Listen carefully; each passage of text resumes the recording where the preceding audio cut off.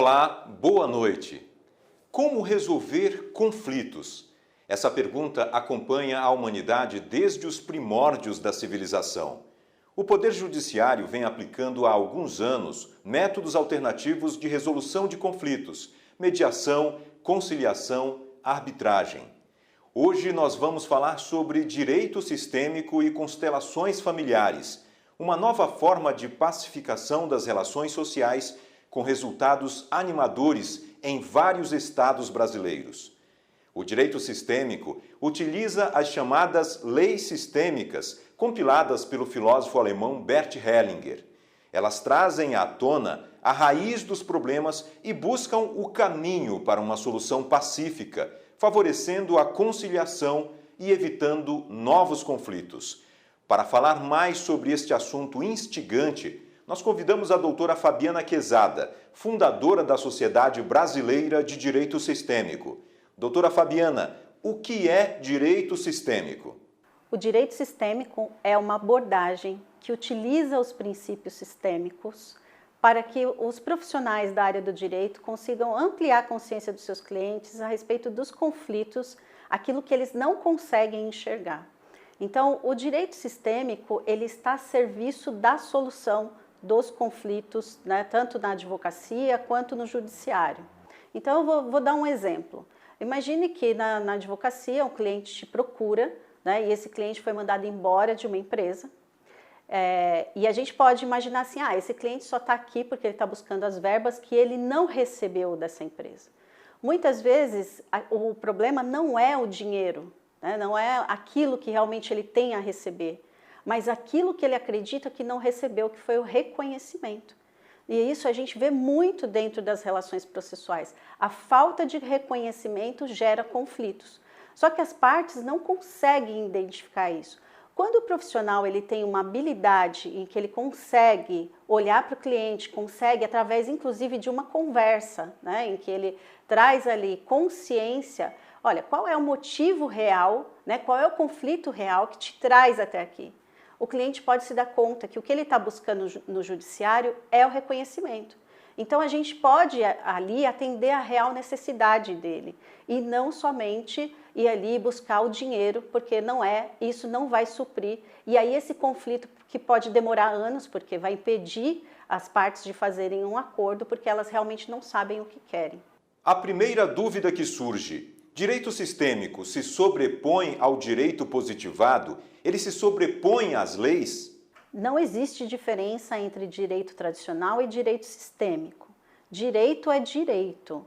Então, o direito que é considerado tradicional é uma forma de fazer, né, que não é melhor nem pior que a de ninguém. O direito sistêmico, ele traz uma outra postura, né, que também não é melhor nem pior, ela simplesmente traz uma forma diferente. Agora, o direito, ele não deixa de ser aplicado. Isso é algo importante de se falar.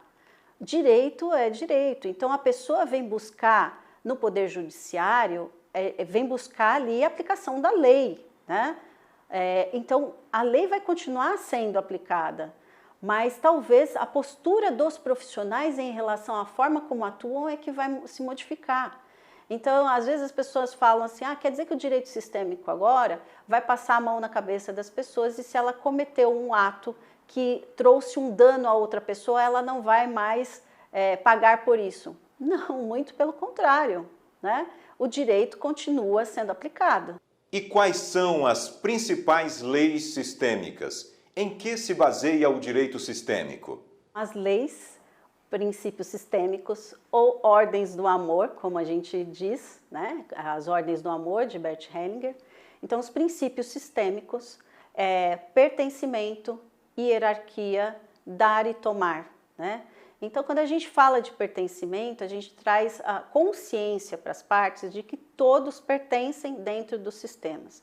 Então, quando há uma exclusão, então, se eu estou num processo judicial em que eu excluo o pai do meu filho ou a mãe do meu filho, eu estou causando também para ele um sentimento, para aquela criança, um sentimento de exclusão. Porque nós viemos de um sistema familiar e o principal ali, pai e mãe, né? A gente sabe que a gente veio aqui, eles são importantes. Se não fossem por eles, né, nós não estaríamos aqui. Muitos conflitos vêm dos desequilíbrios, né? Quando a gente não se sente pertencente, quando a gente não está no nosso lugar.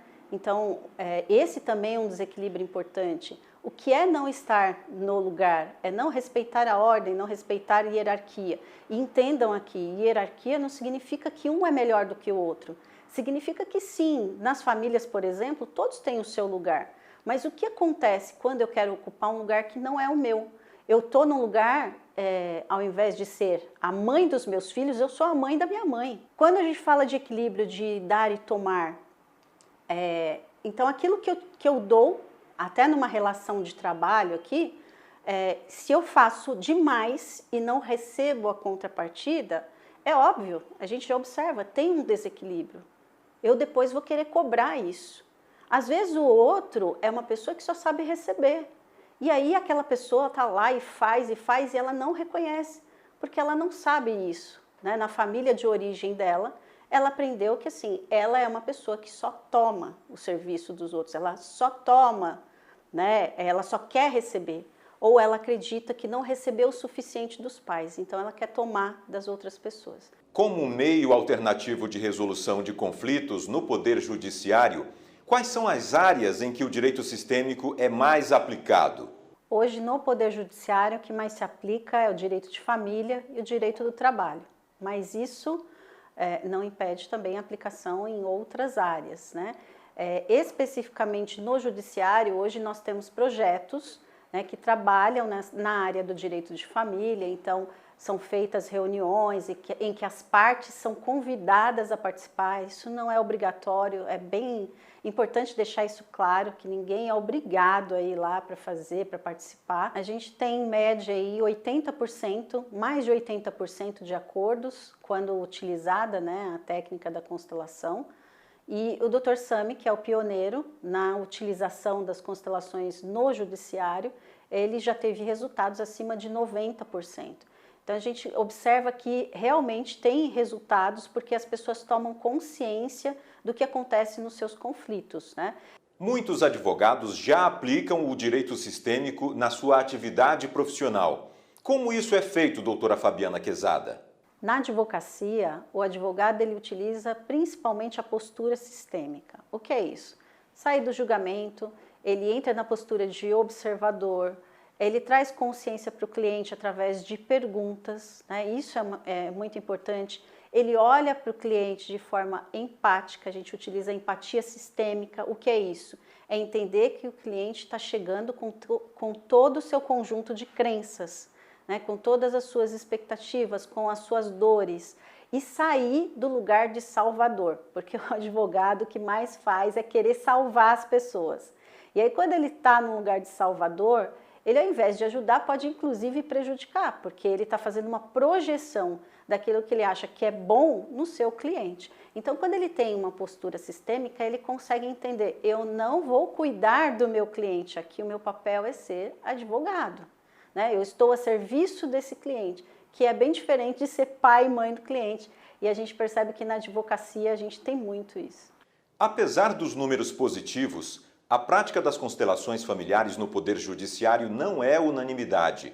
Críticos afirmam que alguns juízes estariam pressionando as partes a participarem das constelações. Outros afirmam que ao colocar vítima e agressor no mesmo campo, poderia causar uma revitimização da parte que sofreu uma violência, ao relembrar de todos os episódios de abuso. Qual é o posicionamento da Sociedade Brasileira de Direito Sistêmico sobre essas críticas? Primeiro, eu entendo que as pessoas, a sociedade como um todo, não entende o que é, não compreende o que significa realmente uma constelação familiar ou uma abordagem sistêmica. Existe uma confusão, né?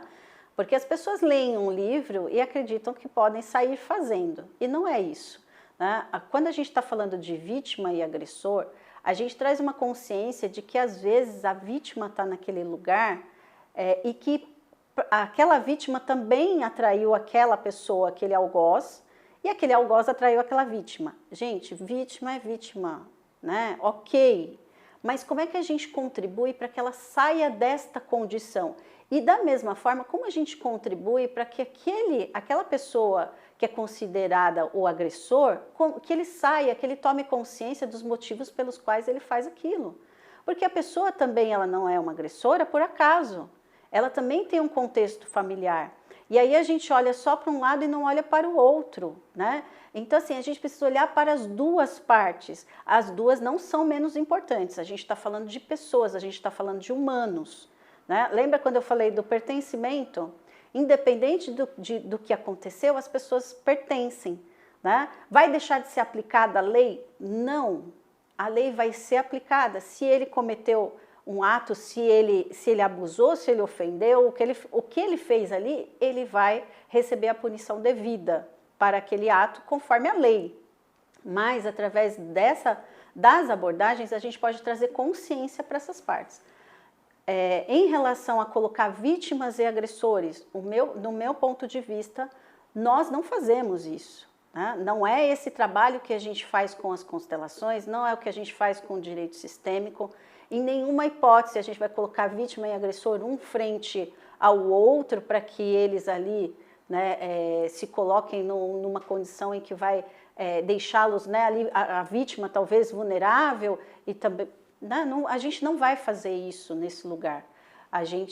Quando a gente está fazendo um trabalho sistêmico, primeiro, as perguntas que a gente vai fazer para aquela pessoa que sofreu aquele dano são diferentes. A gente vai entender o contexto dela, de vida, né? Para que ela também possa, vou usar a palavra empoderar, né, que as pessoas entendem mais fácil, para que ela possa se empoderar e sair deste lugar, né, desse relacionamento, e também não atrair outros relacionamentos iguais, para que ela tome consciência, assim, tome também cuidado, como vai ser lá na frente, né? Então, em nenhuma hipótese, para mim, tá? A gente faz esse trabalho de colocar vítima e agressor um frente ao outro, a gente simplesmente faz um trabalho de trazer consciência, né, sobre o que aconteceu e como essas pessoas podem ter recursos para poder lidar com isso melhor nas suas vidas e, a partir disso, não sofrer mais com essa situação. Lembrando que no judiciário nós não somos terapeutas, né, nós não somos aí psicólogos, psiquiatras, não. E talvez algumas pessoas se colocam nesse lugar, e aí vamos falar, né, dos salvadores de plantão, né, querem salvar as pessoas e tirá-las dessa condição. A gente precisa respeitar o sistema de cada um, respeitar as pessoas. Existem formas de falar. Tem, inclusive, uma crítica muito forte ao Bert Hellinger, porque eles dizem, ele é a favor, né, de agressões, e não é isso que ele diz. Inclusive, ele fala nos livros, a vítima diz, né, aquele que sofreu o dano diz para aquele, você me causou muito mal e eu vou deixar isso com você. Quando a pessoa diz uma fala dessa, já é uma fala de liberação, porque ela está deixando de carregar aquilo que é um peso muito grande para ela. E ela deixa parte da outra pessoa com ela. Olha, isso aqui que você me fez mal. E agora eu vou deixar isso com você para que eu possa olhar para a minha vida, para que eu possa viver. Então, o objetivo desse trabalho é conduzir as pessoas a olharem para frente, olharem para o futuro, olharem para a vida. Porque se elas ficam presas a essa situação, elas provavelmente vão ter mais dificuldades. Muito obrigado à doutora Fabiana Quezada pelos esclarecimentos. A gente encerra o programa de hoje com uma reflexão sistêmica sobre o papel do advogado. A frase é de autoria da própria Fabiana Quezada.